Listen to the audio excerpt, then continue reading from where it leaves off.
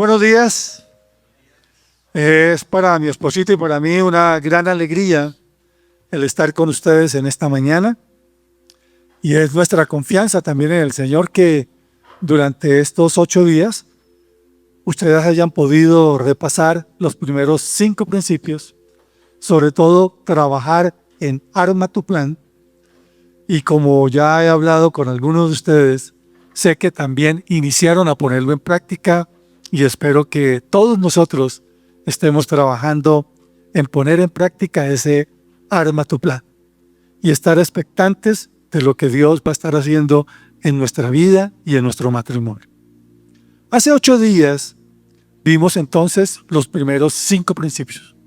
Entonces en la contraportada están, ayúdenme por favor a recordar ese acróstico de Cristo y a recordar esos 5 principios diciéndolos todos en voz alta. Con la M, motívate a reflejar la imagen de Cristo.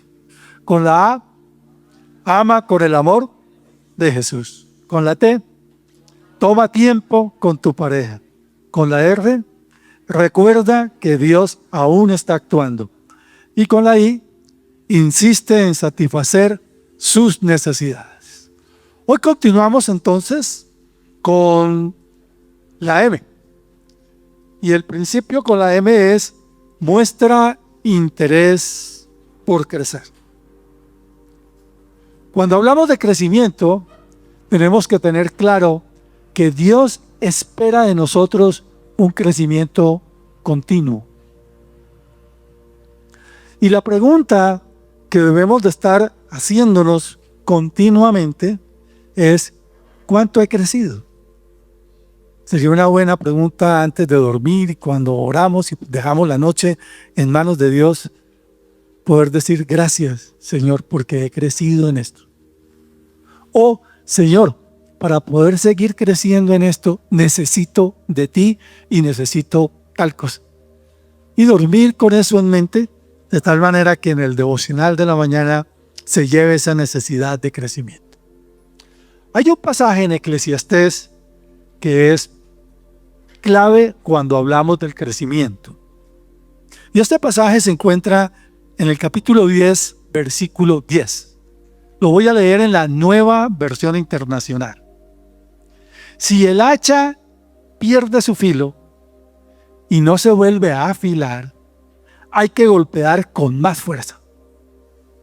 El éxito radica en la acción sabia y bien ejecutada. Buen pasaje para memorizar y recordar. El éxito, que ya hemos hablado acerca del concepto de éxito en la introducción, radica en la acción sabia y bien ejecutada. Sabio, recordemos, es la aplicación de un conocimiento. Entonces, nuestra acción tiene que respaldar un conocimiento en un momento oportuno. Entonces, una acción sabia es actuar conforme a un conocimiento en el momento oportuno y además bien ejecutado.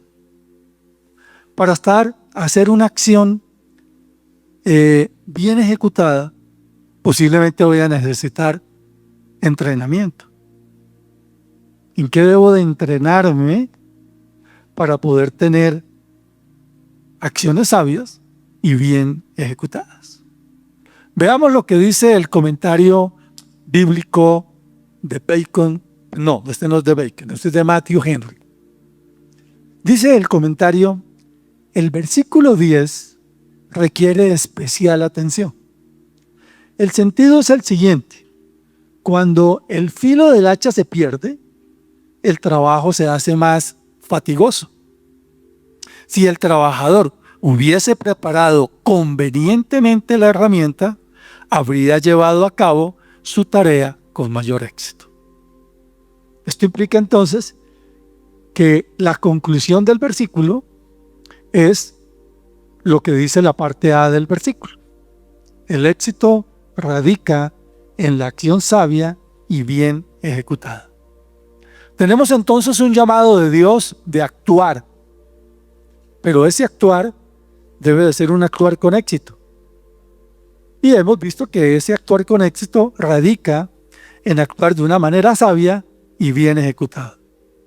Entonces vemos que el proverbio que aquí se encierra tiene aplicación a todas las áreas y a todos los niveles de la vida, incluido el espiritual.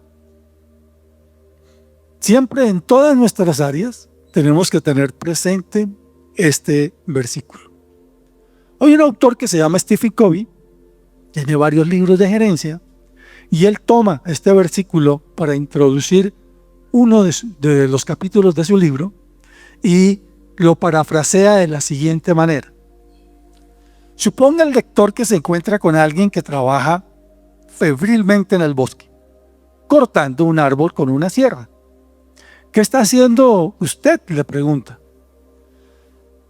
Y contesta el labrador, ¿no lo ve? Responde él con impaciencia. Estoy cortando este árbol. Ah, se le ve agotado, exclama usted. ¿Cuánto tiempo hace que trabaja? Más de 5 horas. Y estoy molido. Esto no es sencillo. ¿Por qué no hace una pausa durante unos minutos y afila la sierra?, pregunta usted. Estoy seguro que cortaría mucho más rápido. No tengo tiempo de afilar la sierra.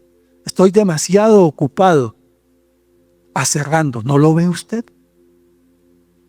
¿Cuántas veces nos pasa algo similar a este parafraseo del versículo de Eclesiastés 10:10? No tenemos tiempo de afilar nuestra hacha. Y al no afilar el hacha, no vamos a tener éxito en nuestras acciones y mucho menos van a ser sabias nuestras acciones. Como aquella persona que va en su carro apurado con mucho afán, se le agota la gasolina y no tiene tiempo de parar en una bomba. Muy similar a lo que nos está enseñando Eclesiastés. Hay 3 enseñanzas que es importante tomar de este pasaje de Eclesiastés 10:10. La primera, Dios quiere que crezcamos continuamente. En segundo lugar, el crecer requiere tiempo. Y en tercer lugar, el crecer requiere renovarnos, transformarnos continuamente.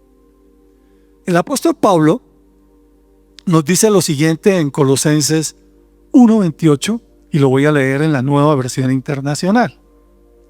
A este Cristo proclamamos aconsejando y enseñando con toda sabiduría a todas las personas para presentarlas completamente maduras en su unión con Cristo. Entonces, tomando este pasaje podemos entender que Dios quiere que crezcamos, pero no solamente nosotros, sino que debemos de ser instrumento para que otros también crezcan. Rick Warren, en su libro Una vida con propósito, dice lo siguiente en uno de sus capítulos. Dios quiere que crezcas.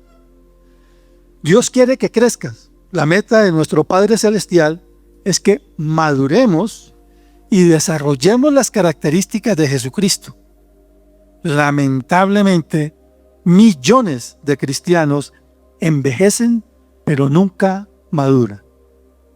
Están atascados en una infancia espiritual perpetua.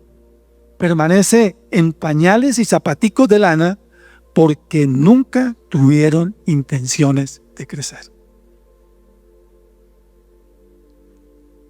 Buen punto para evaluarnos y para tener un panorama de lo que muchas veces sucede en el cuerpo de Cristo. Cantidades de hijos de Dios que no tienen la intención de crecer, de madurar. El crecer requiere tiempo, pero también el crecer no es automático. No es simplemente el desear crecer que crezco, sino que el crecer requiere un compromiso intencional. Delante de Dios debo de tener la intención de madurar. Y eso es lo que nos enseñan las Escrituras. Dios espera que cada uno de nosotros ponga en práctica lo que el Señor me permite aprender de ella, ser obediente, para de esa manera crecer y madurar en Él. Y ese madurar y crecer en Él, ese esfuerzo por crecer y persistir en el crecimiento, generalmente tiene que darse como resultado de ser un discípulo de Cristo. Y el discipulado es un proceso de convertirnos más semejantes a Cristo. ¿Recuerdan el primer principio? Motívate a reflejar la imagen de Cristo. Pero para que eso se haga realidad, parte de una decisión. Jesús nos llama y nosotros respondemos. Eso es lo que vemos, por ejemplo, en Mateo, capítulo 9, versículo 9. Al irse de allí, Jesús vio a un hombre llamado Mateo, sentado a la mesa de recaudación de impuestos. Sígueme, dijo Jesús. Y Mateo se levantó y lo siguió. Hay un llamado y hay una respuesta. El Señor tocó la puerta de nuestra vida y un día nosotros tomamos la decisión de aceptarlo como nuestro Señor y nuestro Salvador. En ese momento nacemos de nuevo. Soy una nueva criatura. Y a partir de allí que he tenido un nuevo nacimiento, viene entonces el proceso que depende de cada uno de nosotros, que la imagen de Cristo pueda ser proyectada a través de nosotros, permitiendo que el carácter de Cristo se forme en nosotros. Entonces, aquí hay una gran verdad, y es, llegamos a ser lo que nos comprometemos ser. ¿Quién soy? Lo que me he comprometido ser. Pero el crecer requiere renovarnos, transformarnos continuamente. Veamos lo que nos dice el apóstol Pablo en 2 de Corintios 4:16. Por tanto, no nos desanimamos. Al contrario, aunque por fuera nos vamos desgastando, por dentro nos vamos renovando cada día. Perdón, que se me adelantó una.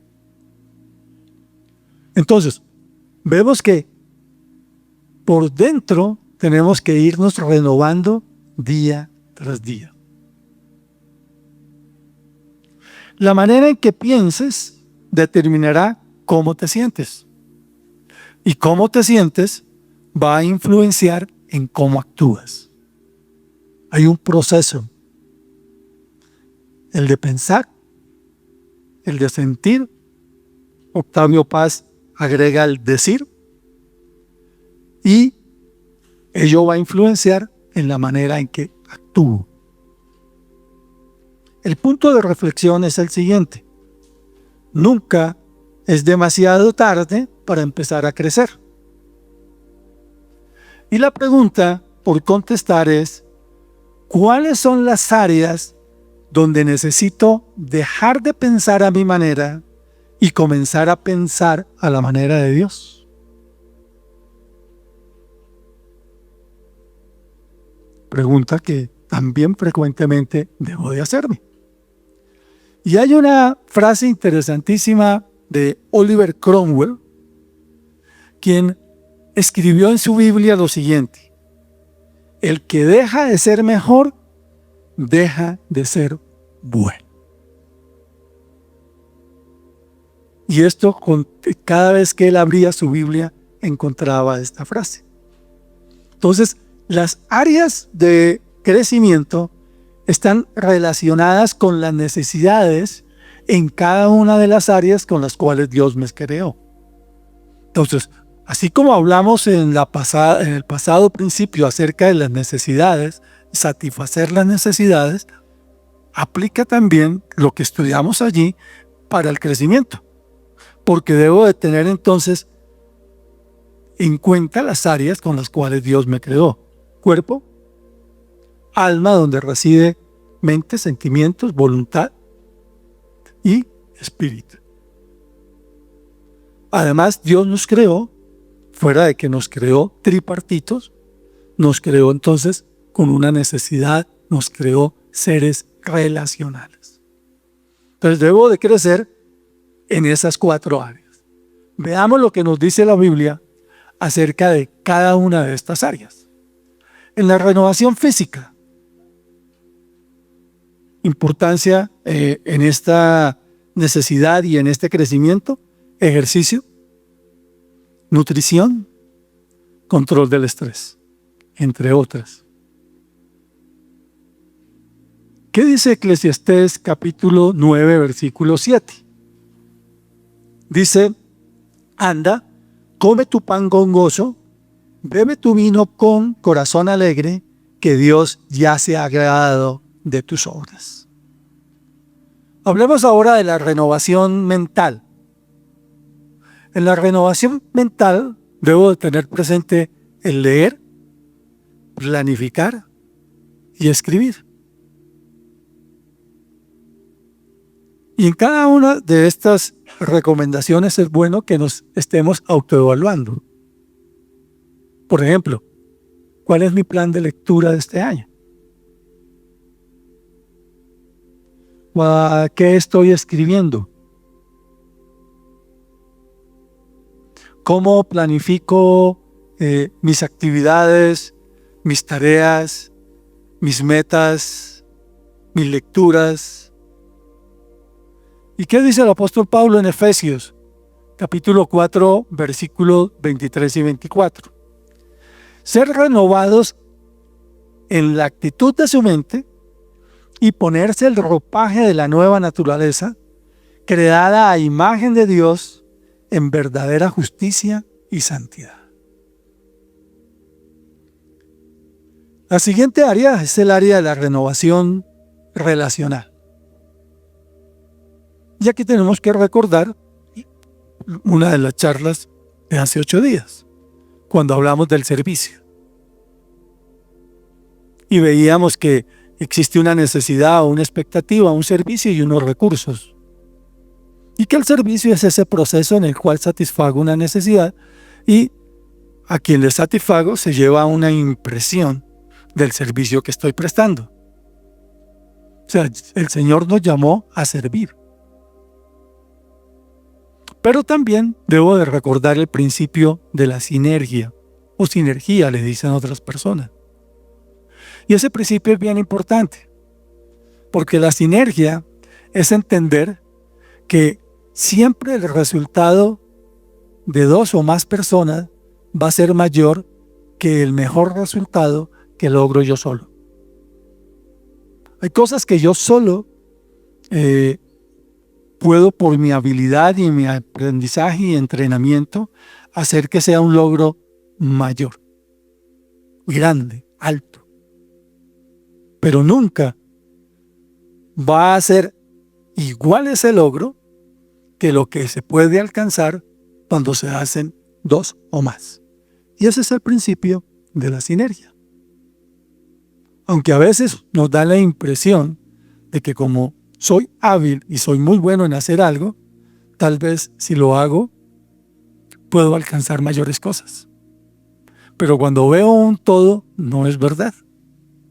Es mucho mejor hacerlo cuando lo hacemos 2 o más.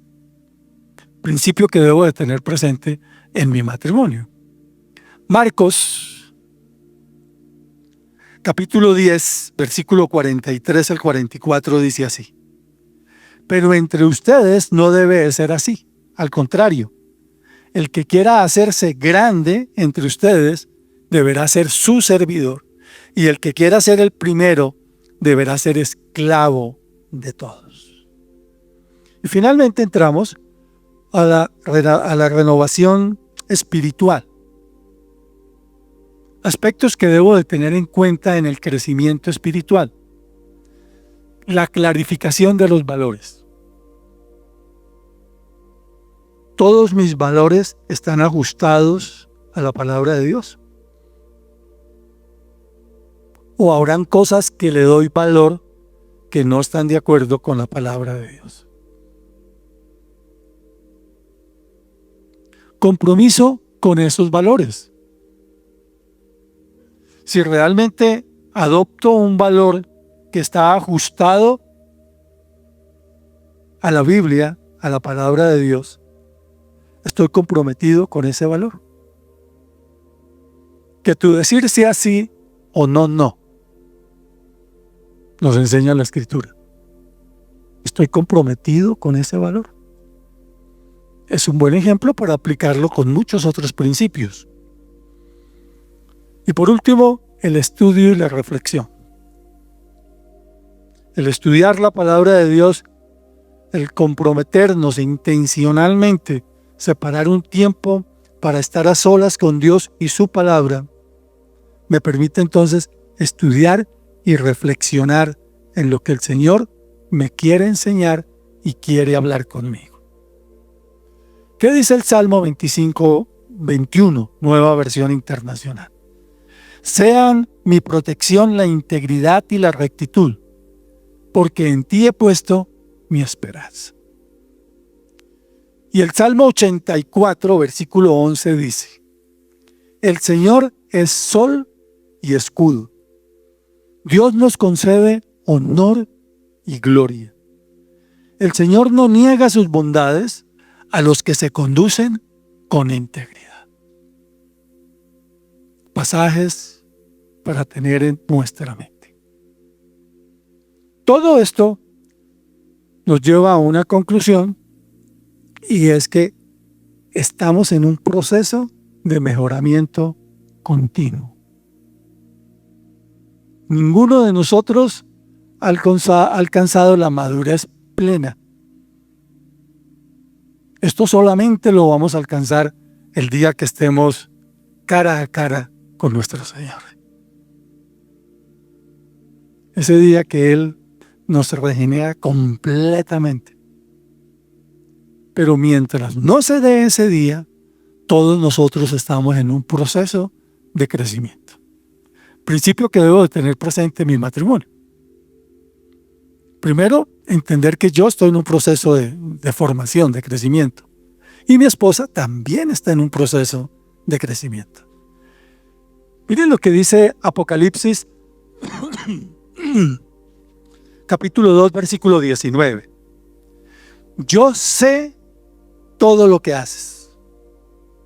He visto tu amor, tu fe, tu servicio, tu paciencia con perseverancia, y veo tu constante mejoría en todas estas cosas.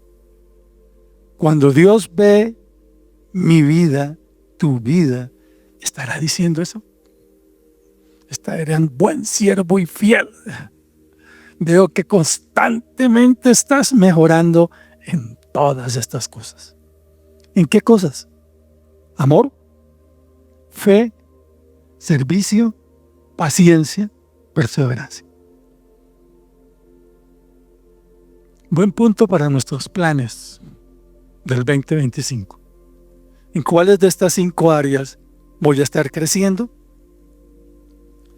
Gálatas capítulo 6, versículo 9 nos dice: no nos cansemos de hacer el bien, porque a su debido tiempo cosecharemos si no nos damos por vencidos. La ley de la siembra y la cosecha. ¿Qué cosechamos? Lo que sembramos. ¿Qué estamos sembrando? Eso estamos cosechando. ¿Cuáles son los resultados de nuestras acciones? Depende de las acciones que estemos tomando. Si son sabias y bien ejecutadas, es lo que Dios quiere. Y una de las áreas en las cuales debemos demostrar interés por crecer es en nuestra área sexual. Gary Chapman lo llama el toque físico.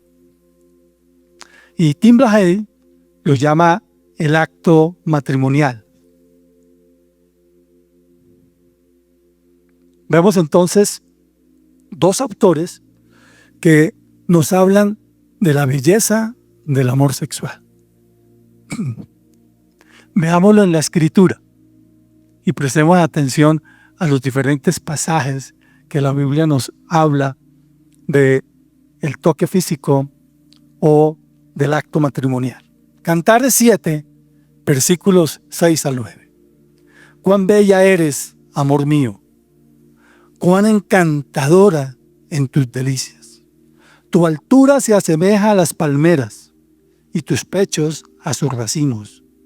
Me dije, me subiré a las palmeras de sus racimos, me adueñaré. Sean tus pechos como racimos de uvas, tu aliento cual fragancia de manzanas, y como buen vino en tu boca. Ahora veamos una respuesta de la esposa. Cantares 7, 10, 11.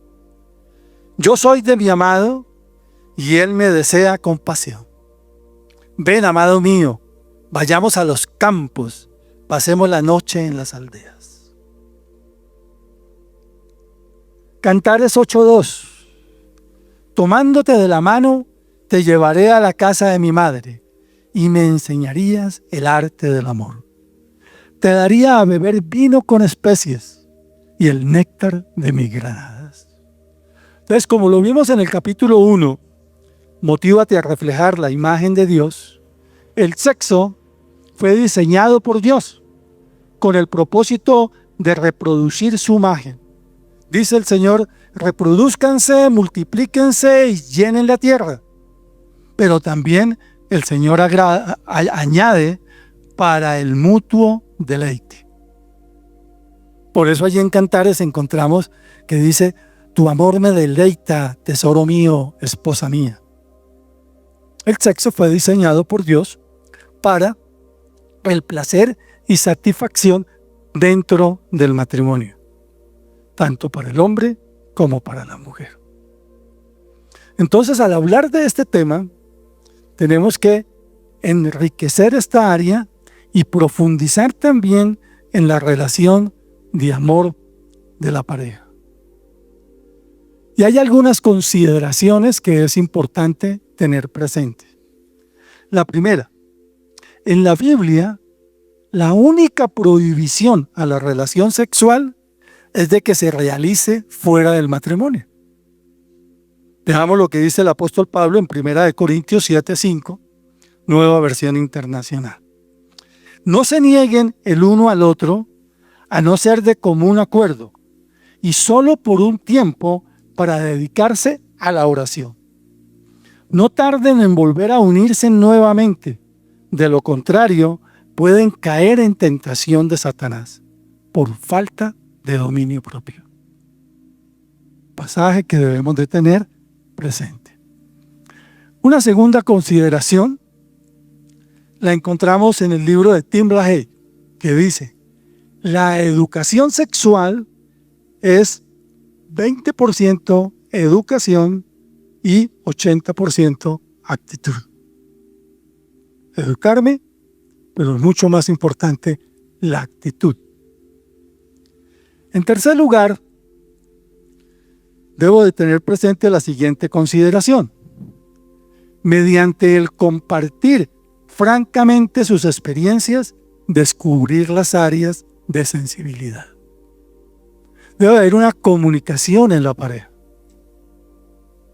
Y veamos lo que dice Gary Chapman. No cometas el error de creer que el toque que a ti te produce placer también le producirá placer a tu cónyuge. Y aquí que es muy importante la comunicación en la pareja. Y en cuarto lugar, tenemos una cuarta consideración. Tener en cuenta las diferencias del ciclo del impulso sexual. Porque a veces no entendemos cómo Dios creó al hombre y cómo Dios creó a la mujer. Y al no entender cómo Dios nos creó, no podemos entonces llegar a una satisfacción plena tanto para el hombre como para la mujer en el acto sexual. Veamos lo que nos dice Tim LaHaye sobre este aspecto.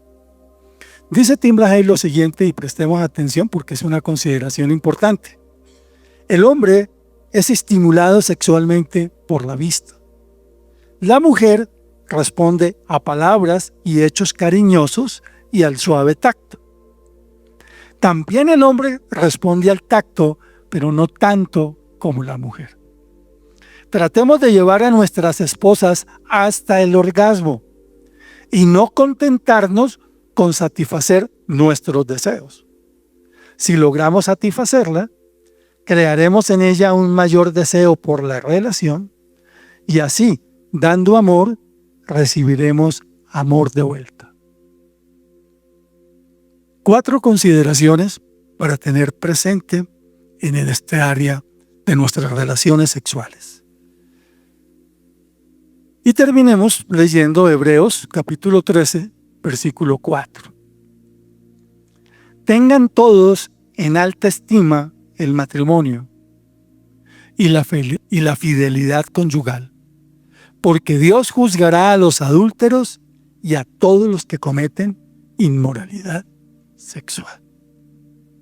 Entonces nosotros debemos de estar orando. Nuestra oración debe de ser bendecir al Padre por su palabra, para que a través de su palabra Él nos enseñe cómo transformarnos a través de poner en práctica sus principios, aprender de su palabra y actuar conforme a su voluntad.